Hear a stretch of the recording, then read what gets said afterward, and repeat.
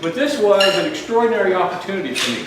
I got to interview 80 people, 31 people who assess faculty performance, and then faculty members who are all full-time, tenure track, non-tenure track at all levels. And I thought I knew a lot about the campus until I did these interviews, and I learned so much more about it. And I'm not going to be disrespectful to you and read the report. You all know how to read. What I want to do instead is give you some highlights from the report and indicate 5 recommendations that CAFE is making for the campus and identify 10 actions that CAFE will take in response to what we learned from this report.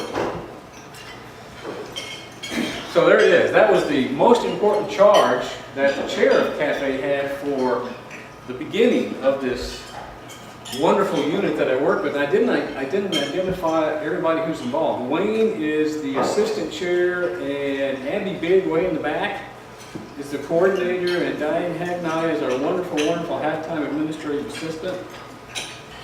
So those are the folks that I interviewed. I started at the top. I started with President Moon Choi and interviewed Chancellor Maples and Provost Marley, an interim dean, the 2 deans, all the associate deans, every department chair but 2. There were 2 I just never could get to talk to me.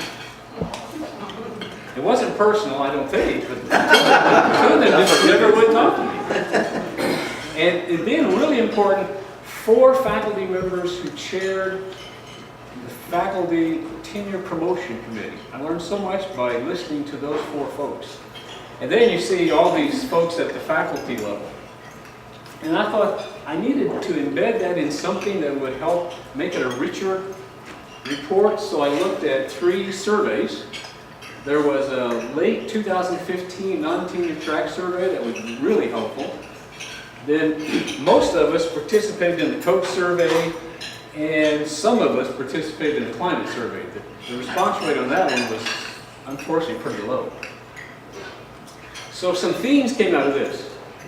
And it took several months to do the interviews, and then I sat down and just gave myself several days to look at over 120 single-space type pages of notes. I want to know what were the most significant themes coming out of these interviews, and we'll go through them real quickly one at a time. This one's really important to most people who are sitting in this room, whether you're a non-tenure track or you're tenure track. What did we learn about? Do people, when they join a department, know what the expectations are? And the answer is mostly yes, which was an encouraging finding. Most departments make it clear to their probationary faculty or to their assistant teaching professors what is expected of them on an annual basis and what they need to do to be promoted. That was encouraging. The part that's not very encouraging is that when people make it to associate professor, the clarity disappears. I don't care whether you're in the College of Engineering and Computing or in the College of Art, Science, and Business, what it takes to become a full professor is not clear in most departments. A lot of people want to talk about the tenure promotion process. Most people are not completely satisfied with the tenure promotion process, and I identified about 8 or 9 elements that really rose to the top, and it ranged from, it's not entirely clear in dossiers that have a whole series of multi-authored articles, what's the specific contribution of the person we're looking at? And it could be, is their name consistently first, consistently in the middle, consistently last, and the importance varies from discipline to discipline. That was a problem. Another problem that people told me about was there shouldn't be 3 votes for an individual in the tenure promotion process. Well, that issue percolated to the top, and we had the faculty senate address that, and that has not gone away. Another concern with the tenure promotion process was too often people perceived that individuals who were on the area committees and on the campus committee tended to look at research productivity through the lens of their discipline, which is kind of a natural thing, and you understand the research that goes on in your discipline, and it's really hard to be objective about somebody who's in a discipline dramatically different than yours.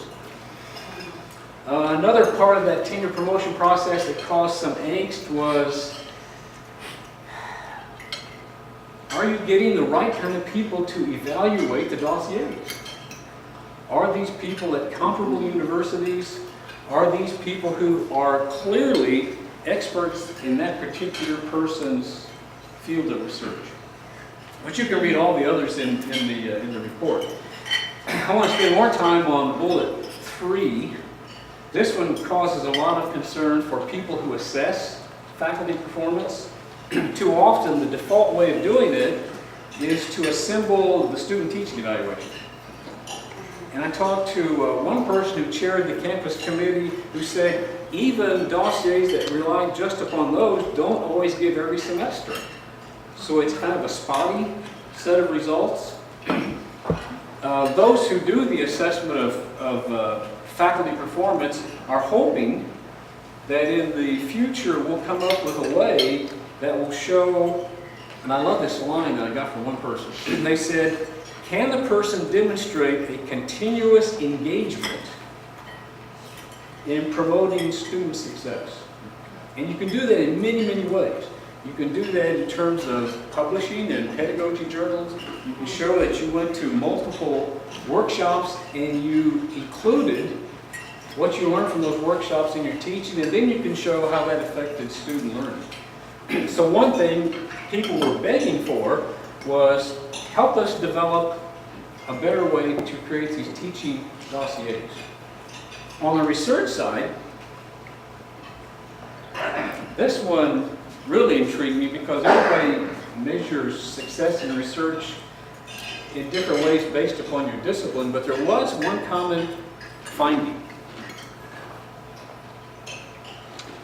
The most common, I'm quoting here, the most common criticism at all 3 ranks of professors is that there is too much emphasis placed upon expenditures and not enough on publications, in particular the quality of the publications. A lot of people are suggesting, and it's their perception, they're suggesting that the campus is drifting ever more to, let's just look at how many grant dollars per year a person is bringing in. And that causes a lot of heartburn for an awful lot of people. Evaluations of a third-year review, almost everybody I talked to said, this is good. Almost everybody said this was useful in their progress towards promotion with tenure, although there is a split between the 2 colleges. In the College of Engineering and Computing, many people said, we think it would be better to have a 2nd and a 4th-year review rather than a 3rd-year review. And the argument was, if you haven't gotten a PhD student by the 2nd year, if you haven't begun getting grades by the 2nd year, it's going to be really, really difficult to build up that research dossier. So what those folks suggested, and I think there's some movement in that college to do this, is have a 2nd-year review be a counseling session. Here's what you've done thus far, and we think you should continue this, but you also ought to consider doing these 3 things. And that the 4th-year review be the starkly frank review. What are your chances of being promoted with tenure at Missouri S&T? But 3 chairs in the College of Arts, Science, and Business said no to 2nd and 4th-year reviews.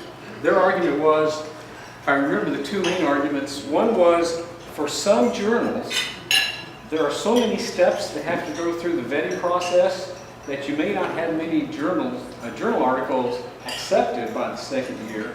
And for those in the humanities, quite often it takes much longer than 2 years to get a monograph. So there's a split in the 2 colleges. Barriers that people faced in seeking promotion with tenure or seeking promotion as an NTT faculty member. This is all over the place.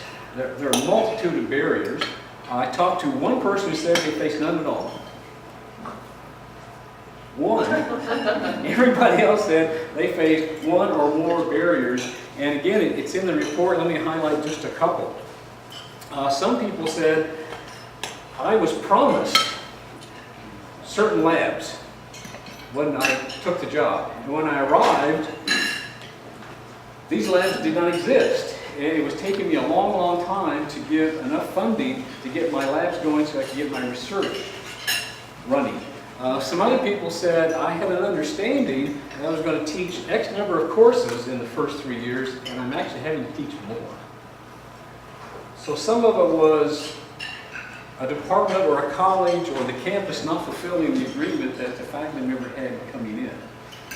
A few people talked about the role of gender and race as a barrier for their progress towards promotion with tenure. But the thing that really got my attention is the last bullet. I asked the question of everyone, should it be possible for a person who's in a tenure track position to gain promotion with tenure if all their research was in the pedagogy of their field? And my assumption was, overwhelmingly, people would say no. I got the opposite. Overwhelmingly, people said yes, with this asterisk. If a person pursued that route, they would have to achieve the same kind of metrics as the traditional route. That is, if there's available funding for that kind of research, you need to be getting grants in that area. If there are appropriate journals, peer-reviewed journals, you need to be publishing in those journals. And if there are many conferences where you could be the organizer, or you give the invited talk, sure, why not do that? So I'm intrigued by what the campus will do with that finding, that this could be a potential path for people who don't do traditional kind of research. And one chair said, I never thought of this, but actually it would be really helpful, because if Larry's doing a really bad job teaching his classes, he could just go down the hallway, talk to the person who's done all this research in the pedagogy of teaching history, and improve. So, an intriguing finding. So let me move on. Quality of mentoring. It depends on what rank you are in. Most people found good mentoring at the assistant professor level, the assistant teaching professor level, and mentoring was various. In some departments, you have a designated mentor. In some departments, it's completely informal. There's one department, one of our larger departments, where I learned by talking to, I think, 5 people in that department. Folks just kind of wander down the hallway, and if there's a door open, they knock on the door and they say, I'm having difficulty with this, and everybody's willing to help. There are a couple of departments that have mentoring teams. A team for research and a team for teaching. It's largely been effective for assistant professors and assistant teaching professors, but the last bullet is important. To an initial point that I made, there's very little effective mentoring for those who have made it to associate professor on our campus. I asked people, what kind of assistance did you get in your development? Almost everybody said they had sufficient help from their department. Most people acknowledged that they got good help from their dean's office. Most people, when they talked about campus support, focused largely upon, where's Diane? Most people who talked about campus support talked about the extraordinary help they got from serving. Again and again and again. And where's Julie Fellows? And from educational technology. Again and again and again. So thank you guys for that. What do you think people told me about the UM system? What help would they get from the UM system? I know, they did. They did. What? Research board? Research board, absolutely. Yeah. Which may or may not continue. Actually gone away, hasn't it? Part of it has. Say it again, Calvin. Faculty scholars. Yeah, faculty scholars, and a few people have participated in the leadership development program. So there has been help at the system level under President Choi. We don't know. The research board has kind of been, the pause button has been hit. The same thing with the faculty scholars, right, Kelvin? So we don't know about the future.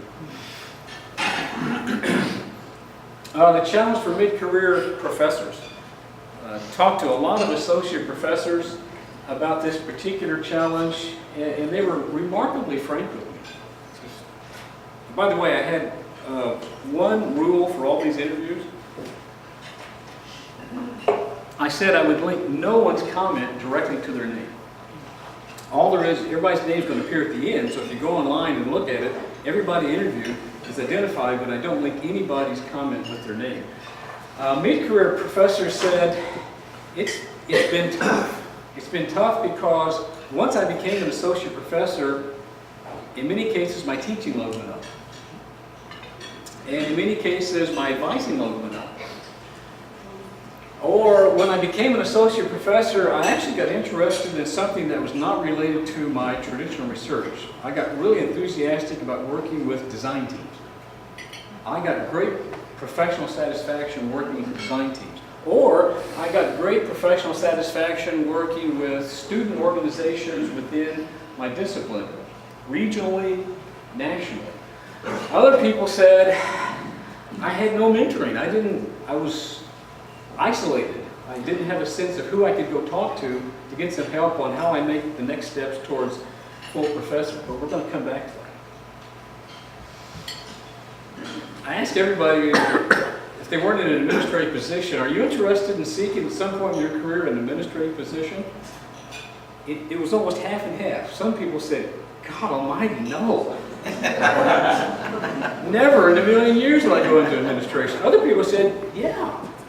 Then I said, well, what kind of administration? And several people off the top of their heads said, an administrative position that could help me advance student success. That would appeal to me. And some people said, I've seen what chairs do. I think I could do that. I'd like to have training to do that. And then a few folks said, I'd like to be a dean. So I could help an entire college develop, not just a single department. Department cultures. Wow. I didn't ask the question, what's the culture in your department? This just emerged in the answers that I got. And most of the departments are very supportive. Amazingly supportive. Just lots of accolades about their chair, about the senior faculty, about the opportunity to do research on teams. And then there are like 3 or 4 departments where God, I don't want to work in that department. They're literally toxic.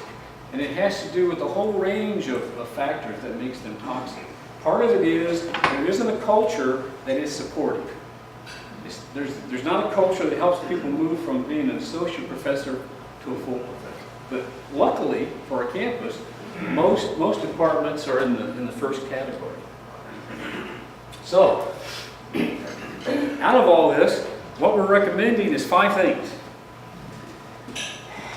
I learned that some departments, just a couple, don't really have any written expectations for their faculty. Start.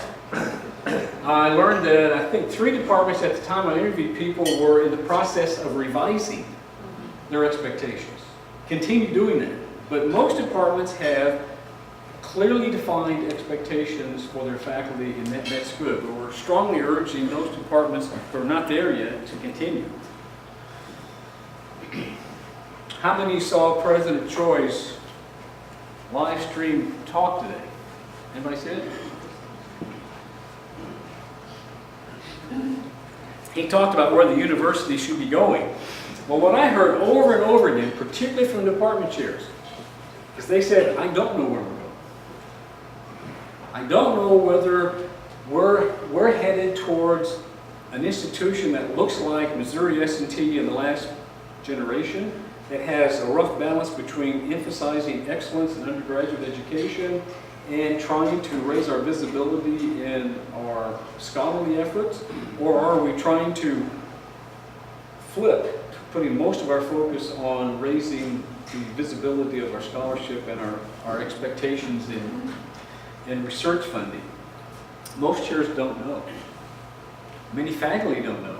So our urging is, we need President Choi and Chancellor Maples and Provost Martin and 2 deans to make it crystal clear where this campus is headed, and then chairs say, once I know where we're going, I can better mentor my faculty, particularly my new faculty. That's a given, right? I thought when I retired I would learn how to say no. But in late October, I got a request from Steve Graham saying, by the way, the IFC wants the system to come up with a better way of evaluating teaching, and we just want one person from each campus, and how would you like to do that for S&T? And dummy, yeah, I can do that. Multiple Zoom meetings. I learned how to be on Zoom, although sometimes I couldn't figure out how to get on Zoom, at least visually. I was always on it voice. So we produced a document at the end of the spring semester, gave it to the IFC, they liked it, and I think that's been distributed to all the departments. So I hope there's a really good conversation that starts within each department on better ways to evaluate teaching effectiveness.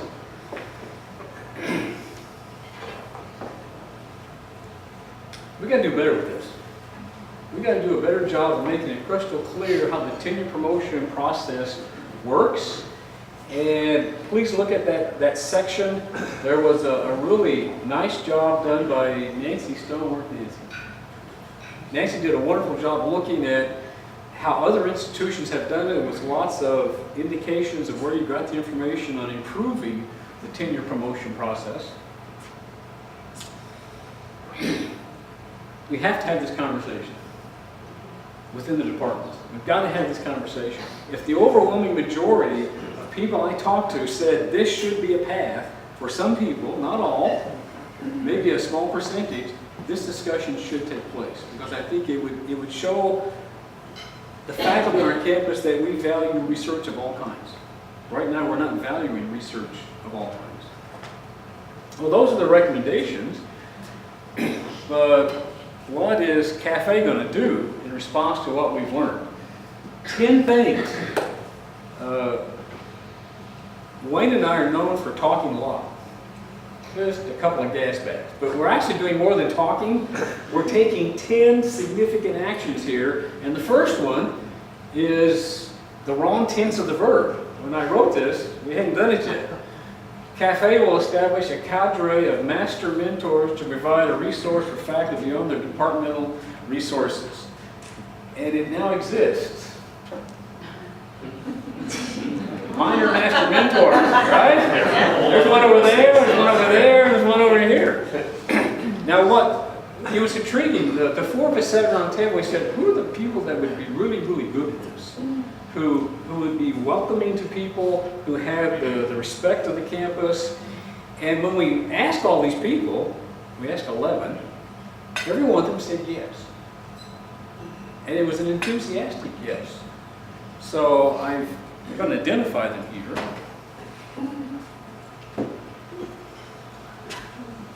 We asked 11 people, and then there's poor Hebner and Greg down there at the bottom, my crew.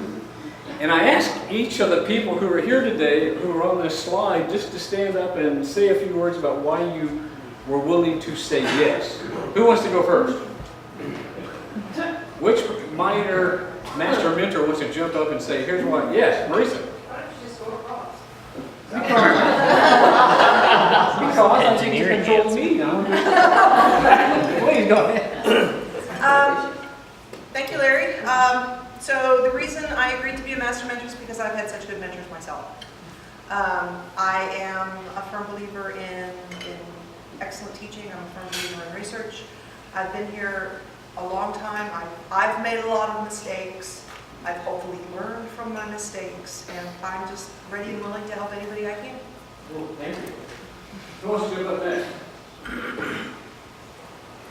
Since Marisa is such a great mentor, I'm going to follow.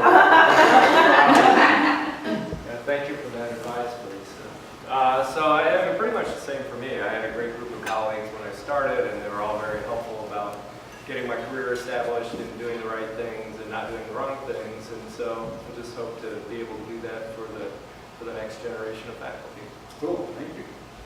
Okay. So I think I have got a lot of help from other mentors, especially on the teaching side. And I'm from mechanical and aerospace engineering. In our department, we have both research and teaching mentoring teams.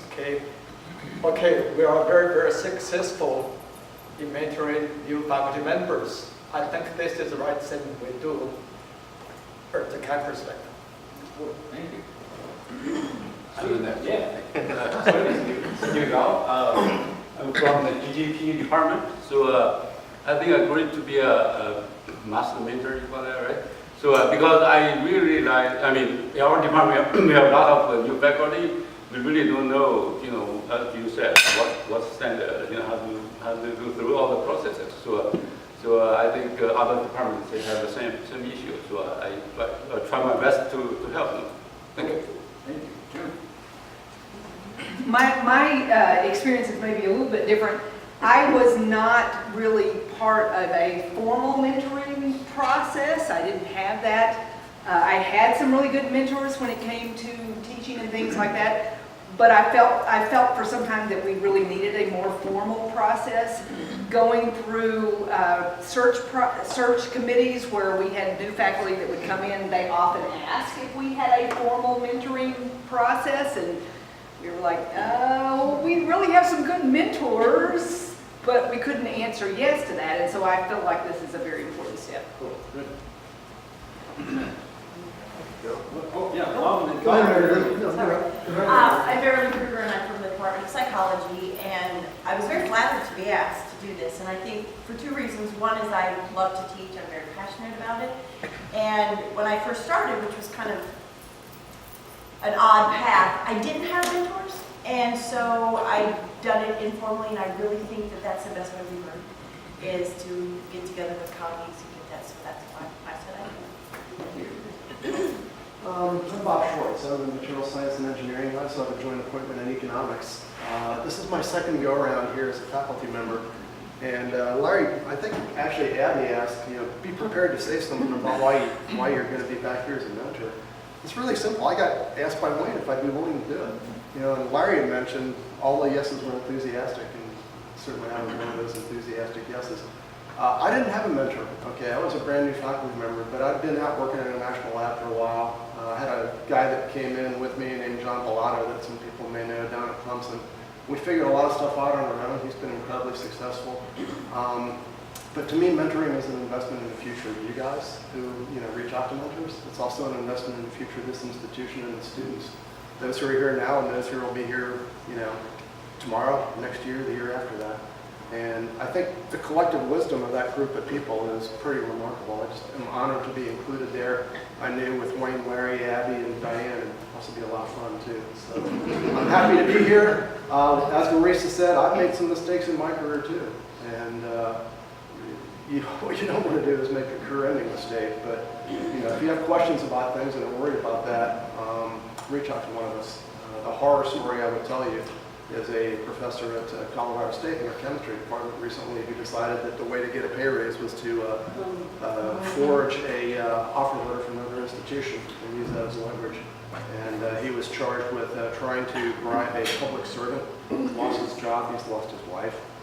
So there are mistakes that you can make that are career-ending. Don't do those. A lot of great expertise up there. If you have questions, please contact us. We are happy to help. Advice is free. Take it for what it's worth. One of the mentors who's never made a mistake is Melanie. Oh.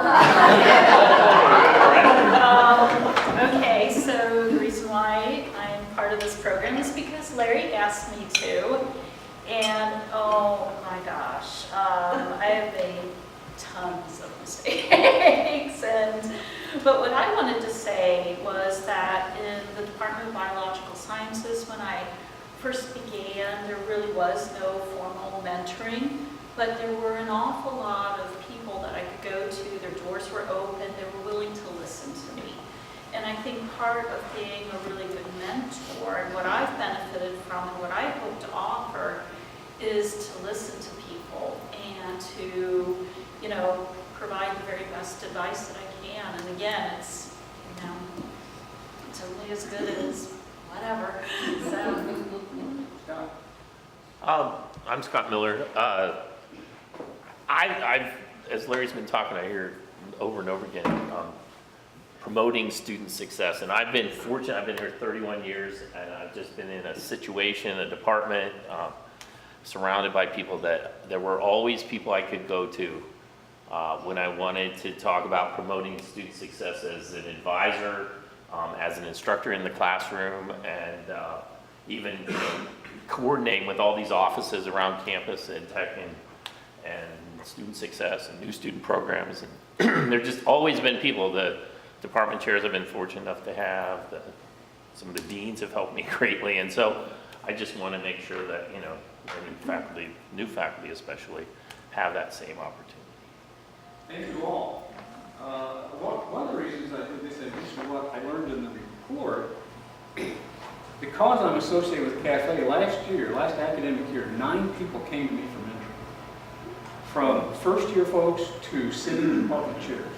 So clearly there is a need for mentoring, and now we've got this galaxy of stars, well, 11. 2 programs are going to roll out January 1. To help with that problem with how do you come up with an effective dossier for teaching, we're going to offer, it's a voluntary program, offer a program that we modeled on one that began at Boise State, is now at Missouri St. Louis. It's called 10 Steps to Success in Teaching. And if people sign up for this voluntary program, they'll have to understand there are some required elements to it. And part of it's going to be you're going to participate in the Teaching Partner Program, which is a wonderful program that we have on this campus. It's worked really well at Boise State, really well, and also we're eager to see how it's going to work here at S&T. And then we didn't find anything comparable for research, so we thought, well, if we're going to do it for teaching, we're trying to promote balance in CAFE. We're going to roll out 10 steps to research success as well, to help build documentation for what people are doing to demonstrate that they have earned promotion to either associate teaching professor or associate professor. To help with the challenge of the mid-career faculty, Wayne came up with a wonderful idea. I'm going to let him talk about it, called mini-sabbatical. Wayne. Well, it's relatively straightforward. So in between just taking a few days off to maybe go to a conference to develop professionally and a full-blown 6-month or a 12-month sabbatical, I spent a lot of time looking at other best practices at universities, and it seemed that one of the things that could help reinvigorate or reinvent a faculty member who wanted to learn something new so they could teach, or they wanted to learn something new so they could pursue research opportunities or build a new network, was this concept of a mini-sabbatical. So maybe a 6 to 8 week stay, either piecemeal during the summer or even broken up into intervals throughout the year where they can build that new network. And so this provides the funding. Diane, how many we've funded already? 5, 6, something like that. You know, so this is $8,000 or so, enough to pay for room and board and travel and anything related to that. So yeah, we're hopeful that this will help give the opportunity to people to pursue something that they maybe thought was not possible. Thank you. We have done a number of telepresence meetings with our counterparts on the other campuses, and Anna Ball, who's the faculty fellow at Mizzou, when she heard Wayne's idea, she started scrambling down notes. This is a great idea. We got to do this at Mizzou.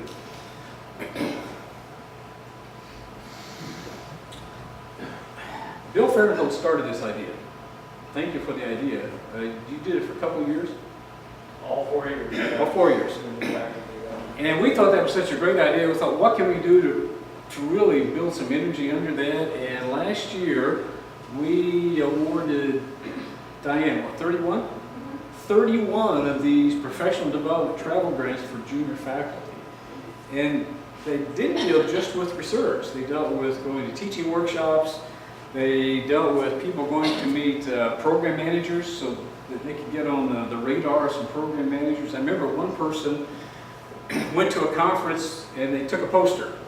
And they immediately wrote back saying, 2 program managers stopped at my poster. And they want to know more about my research. So this is the kind of thing we're going to continue. We hope we can fund more than 31 this year. We've continued funding the Provost eFellows program. And rather than me talk about that, Julie, could you talk about that for a minute or two? for people who are unfamiliar with eFellows? Sure, the eFellows program is, usually awards about half a dozen faculty per year, and they have a little over a year to redesign or design a new course or redesign a course to be either blended or fully online. So they go through a series of workshops and consultations with our team to redesign that course. You said a deadline for one? The what? Spring. Oh, yeah, usually about the time of our March conference is when we open it up, and then they're usually due early June and awarded over the summer. 7, Diane, is that how many we funded? Yes. Well, we have 6. some people we're working with, 6, that was 6, that's right. Fine, yeah. Up to $5,000 each. This is something Diane came up with years ago. You want to talk about this, Diane? Well, actually, Harvest Collier was the brains behind this, and Bob Schwartz was the funding behind it. Thank you. Well, you want to continue giving us money for this? I'm actually a recipient now. Oh, okay. You didn't put that in your proposal. You scratched our back, so we Yeah. No, really, it's been really great for 5 or 6 faculty members to do educational research mini grants every year for the last, well, we did it for 6 years, then we had a break in the funding. We didn't have any money 2 years ago, and then Cafe was able to restart it. And how many folks do we have? 5 this year going through? 5 or 6 going through this year, and it's just generated a lot of pedagogy research on campus, publications, higher teaching evaluations, just a lot of good stuff has happened. So we're excited that it came back. Thank you. There are so many places doing best practices across the country. We continue to do research on these places. Ultimately, with the idea of bringing in a consultant to look at what we've done thus far and then make recommendations on how we can improve what it is we're currently doing. The telepresence meetings that we have with our counterparts on the other campuses have been really helpful. In fact, one week in the spring, all of us went to UMSL to study with Amy Goodman, who's got a terrific teaching and learning center at UMSL. We still do the 2-day faculty orientation, and we had is Bill still here? Yeah, Bill's still here. He had a really good series of every other week sessions for first-year faculty. What we did was to broaden the range of people who could attend to early career faculty. So anybody who is not tenured or not made associate teaching professor is welcome to all of these early career faculty forums. We did an intense debriefing at the end of the year. One of the ones we did last year that worked really well, one of the ones we needed to revise, but there's some we should drop. And here's something new. In my interviews with department chairs, and this came from veteran chairs as well as relatively new chairs, they said, I would like to have had some training. Now, I know in the College of Art, Science, and Business, is there any chair from Art, Science, and Business here? Yes. Does Dean Roberts send you guys to a workshop? He does fund it if we ask to go, and it's through ACE. Okay. But I heard from many chairs saying, I have difficulty determining who in my department would be most appropriate for an effective search committee. Now you would think that would be automatic, but it's a matter of what kind of person are you trying to hire and who would add strength to that search committee to bring that kind of person. So I jotted that down, but I kept that one not in the back of my head, but in the front of my head. Other people said, I need to know what are the levers I have as a chair to get faculty members who are struggling in faculty development. How do I help them get where they want to go? So we're still working on how we can come up with some workshops that would be effective for chairs. I will tell you, in one conversation with Anna Ball at Mizzou, she said, when we look closely at our coach results, remember we did the coach survey, they did it the same year, the level of leadership on the Columbia campus that got the lowest evaluation was department chair. On our campus, the highest level was department chairs. So their challenge is much more significant than ours. So those are the 10 actions that we're going to take this year. And I'm quite willing to take questions. If I can't answer them, Wayne can. If Wayne can, Abby can. And if Abby can't, Diane can. So feel free to ask any question you like. In fact, it'd be fun to stump the speaker. So, I have a question about the 10 steps for the teaching success. At Boise State, did they look at any metrics to determine if there was an improvement of faculty who went through this process? And if so, what metrics, and are we going to look at any metrics to? here's what I learned about the Boise State experience. I really do believe Andy Goodman when he tells me things, because he was the person at Boise State who brought it to UMSL, but almost all of us know someone who was at Boise State before she came here as chancellor. So I thought, oh, I'll just call Cheryl Schrader and ask her as dean of engineering how effective was 10 steps to success at Boise State. And she said it was magical in the College of Engineering because... But how do they measure that? Well, what? I mean, in terms of success? success? Yeah. Oh, the success of the people going for tenure was much higher than it was without it. Because it gave people a way to demonstrate what they had been doing during their probationary period to improve their teaching and improve student success. Other question? Bill? I noticed in reading the report, the part on NTT faculty was focused almost exclusively on teaching professors. Did you talk to any research professors, or what are your thoughts there? I sent invitations to about 150 people. I just looked at categories of people, and I don't think I got any NTT research professors who said they'd want to talk to me. I didn't take it personally. Maybe they had other things to do. They Research. Yeah. Research. Maybe they didn't see that would be beneficial to them. But I sent invitations to folks of all categories. Yeah, I'm not aware. Are any of the research professors promoted, or do we all have only assistant research professors? Do you know, Scott? Do we have any full research professors? Yeah. Yes. Did they come in as full, or were they promoted up to? No, they've been promoted. I tried. That's all you can do? Yeah. Other questions? Yes. Some issue raised about assessing teaching effectiveness. Is there anything that will be done to maybe improve the assessment? Like teaching, it's really hard to assess teaching, so which is one of the issues that you raised. So, I was wondering, in terms of recommendations and actions, is there anything that you're looking into enhancing that? Yeah, that report I participated in, which was the ad hoc system committee, came up with a whole range of possibilities. We didn't want to come up with kind of a boilerplate that this is how every department ought to do it. And luckily for us, Steve Graham hired a graduate student to do a thorough literature search, so what we were doing was embedded in the literature on teaching effectiveness. And the idea was provide 11, 12, 13 different ways of measuring teaching effectiveness. And there was one scholar that we kept running into who said, you ought to triangulate in a department. You ought to pick at least 3 measures of teaching effectiveness, and don't pick 3 that share the same flaw, because every system has a flaw.